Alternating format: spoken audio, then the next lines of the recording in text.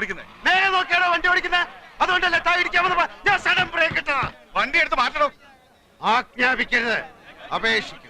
ഇയാള് വണ്ടി എടുക്കുക. വണ്ടി ഞാൻ എടുക്കും. എന്റെ പൊന്ന് സാഗർ സാറേ, ഇനി ആ തീക്കളി വേണ്ട. ഒരു മണിക്കൂർ നേരം മരണത്തെ മുന്നേ കണ്ടുകൊണ്ടാ ഞാൻ ഈ വണ്ടിയിലിരുന്നത്. മരണം രംഗബോധമില്ലാത്തൊരു കോമാളിയാണ്. ആഗ്രഹിച്ചിരിക്കുമ്പോൾ അവൻ വരില്ല, പ്രതീക്ഷിച്ചിരിക്കുമ്പോൾ അവൻ വരില്ല.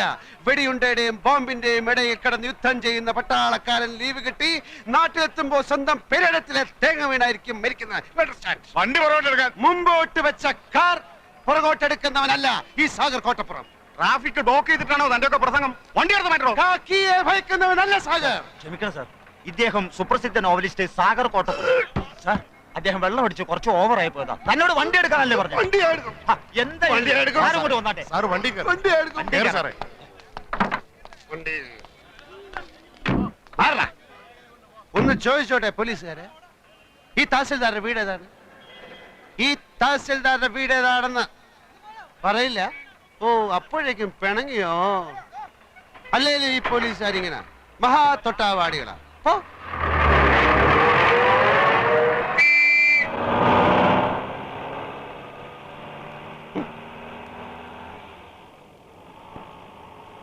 ഡ്രൈവറെ, തഹസിൽദാരുടെ വീട് അന്വേഷിച്ചു.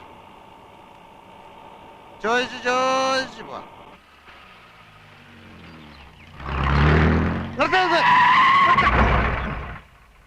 ഈ വീട് കണ്ടിട്ട് ഒരു തഹസിൽദാരുടെ വീട് പോലെ തോന്നുന്നില്ലേ? ഇത്രയും വലിയ ബംഗ്ലാവോ? ആയിക്കൊടുന്നില്ല. എന്നാലും സംശയം തീർത്തിട്ട് പോവാം.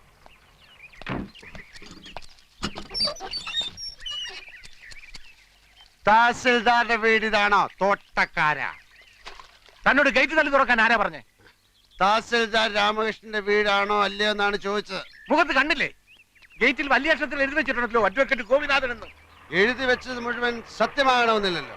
ഉദാഹരണത്തിന് ഞാൻ എഴുതുന്ന നോവലുകൾ വായിച്ചു കാണും. തുഷാരങ്ങൾ അത് മുഴുവൻ സത്യമാണെന്നാണ് വിചാരം. അല്ലേ? അല്ല, വെറും ഭാവന. ആനയുടെ വലുപ്പം ആനയൊക്കെ അറിയില്ല. കേരളം മുഴുക്കെ അറിയപ്പെടുന്ന നോവലിസ്റ്റാ സാറ്.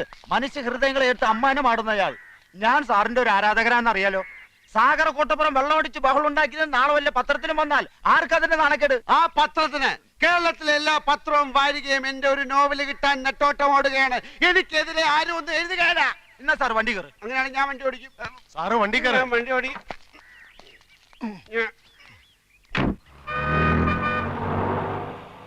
സാർ എത്ര നാള് കാണും ഈ തഹസിൽദാരുടെ കൂടെ? 30 ആഴ്ചക്കുള്ള ഒരു തുടരൻ ഉടൻ വേണം.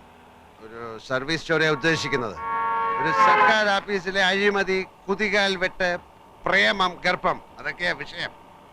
അപ്പൊ സർക്കാർ ഓഫീസിലെ രീതികൾ, ദൈനംദിന ജോലികൾ, മറ്റ് വിശദാംശങ്ങൾ, രാമകൃഷ്ണനുമായ ഒരു ചർച്ച. അതിപ്പോ എത്ര ദിവസം എടുക്കുന്നൊന്നും പറയാൻ മേല. ഈ രാമകൃഷ്ണനെ തഹസിൽദാരായി ഇങ്ങോട്ട് സ്ഥലം മാറ്റം വാങ്ങിച്ചു കൊടുത്ത ഞാനാ. നല്ലവനാ, പക്ഷെ ഒരു കുഴപ്പമേ ഉള്ളൂ, 3 പെഗ് കൂടുതൽ അടിക്കുകയല്ല. ഞങ്ങള് രാമവർമ്മ ക്ലബിലെ ചീട്ടുകളി ഫ്രണ്ട്സാ. സാറ് ചീട്ടും കളിക്കൂ? ആ, കാശ് വെച്ചേ കളിക്കൂ. സാറിന്റെ നായകന്മാരൊക്കെ എന്തുമാത്രം സൽഗുണ സമ്പന്നന്മാരാ. ആ നായകന്മാരുടെ സൃഷ്ടാവ് ഇങ്ങനെയുള്ള ആളാണെന്ന് ആരാധകർ അറിഞ്ഞ ഒരു തേങ്ങയിലടോ. എടോ, താനടക്കമുള്ള എന്റെ എല്ലാ ആരാധകന്മാരും വെറും കിഴങ്ങന്മാരാ. എന്താണോ എന്റെ നോവലുള്ളത്? പണക്കാരിയായ ഒരു കാമുകി, കൂലിവേലക്കാരനായ കാമുകൻ, വില്ലൻ കാമുകിയുടെ അച്ഛൻ. ഇതേ ഞാൻ എടുത്ത് മറിച്ചിടും.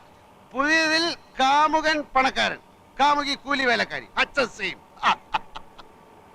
പിന്നത്തെ നോവലിൽ പശ്ചാത്തലം മാത്രം മാറും. റബ്ബർ എസ്റ്റേറ്റിന് പകരം ഒരു ഫാക്ടറി, മത്സ്യത്തൊഴിലാളിക്ക് പകരം തേങ്ങ വെട്ടുകാരൻ. എല്ലാത്തിലും കാണുവോ ഒരു റേപ്പ്, ഒരു ഒളിച്ചോട്ടം, ഒരു സ്റ്റണ്ട്, പിന്നെ കുറച്ച് സെക്സ്. ഡ്രൈവറെ തഹസിൽദാരുടെ വീട് ചോദിക്കണോ? നമുക്ക് ചോദിച്ചു പോവാം. തനിക്കൊരു സത്യം അറിയോ?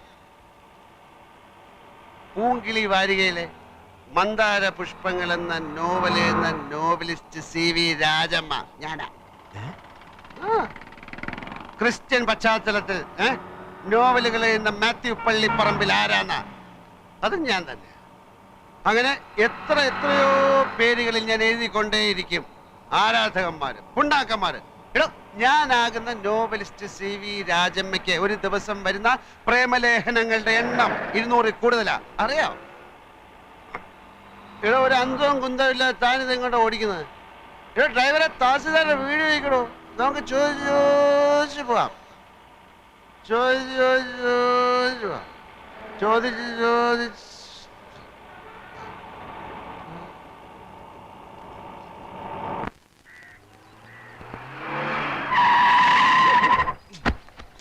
ആ അത് തന്നെ വീട്.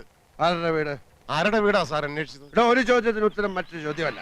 ആരുടെ വീട് എന്നാണ് ഞാൻ ചോദിച്ചത്. നമ്മൾ തഹസിൽദാരെ വീടെത്തി സാർ. തഹസിൽദാരുടെ വീട്. ദേ തഹസിൽദാർ. ദാ, കുപ്പിയിലെ ബാക്കിയില്ലേ? ഇനിയും വേണോ സാർ? കുപ്പിയിലെ ബാക്കിയില്ലേ എന്നാണ് ചോദിച്ചത്. തഹസിൽദാരെ. എടാ തഹസിൽദാരെ. Sir Get out. ഞാനും തഹസിൽദാരുമായിട്ടുള്ള ബന്ധം എനിക്ക് അറിഞ്ഞൂടാ. അപ്പൊ ഞാൻ ഇനി എന്ത് ചെയ്യണം സാർ? താൻ ഇതുവരെ എന്ത് ചെയ്തുകൊണ്ടിരിക്കുകയായിരുന്നോ അതന്നെ ഇനിയും ചെയ്താൽ മതി. Good night and pay this cash to that driver. തഹസിൽദാരെ. രാമകൃഷ്ണ, രാമകൃഷ്ണ, കൃഷ്ണ കൃഷ്ണ, രാമകൃഷ്ണ, രാമകൃഷ്ണ, രാമകൃഷ്ണ.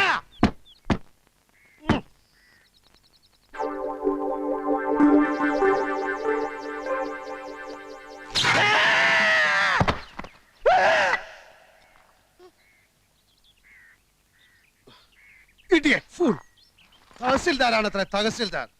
ഇവിടെ ഒരു സ്വിച്ച് നന്നാക്കി വെക്കാൻ അറിയാത്തവനാണോ ഒരു താലൂക്ക് നന്നാക്കാൻ നടക്കുന്ന റാസ്കൽ? പഠിച്ച മദ്യവും വേസ്റ്റായി.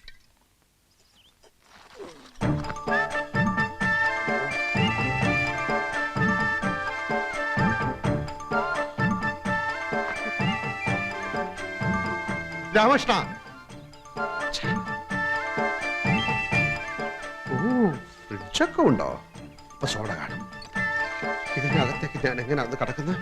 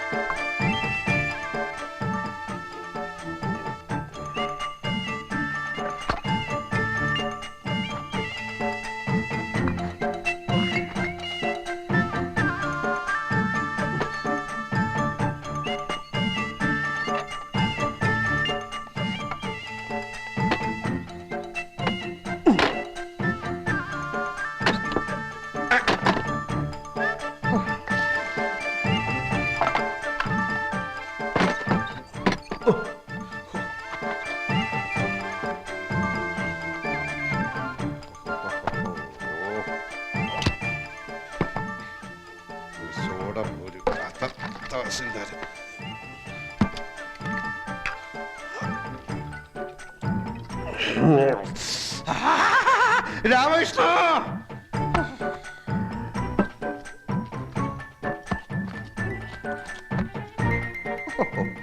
ഇവൻ ഫുൾ സെറ്റപ്പിലാണല്ലോ.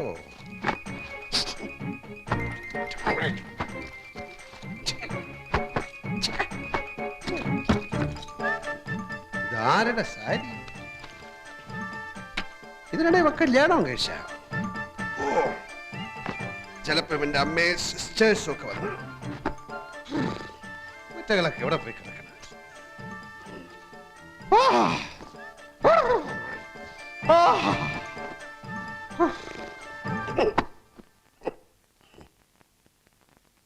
ഒരു മുണ്ടു കിട്ടാൻ എന്ത് വഴി? നഗ്നത.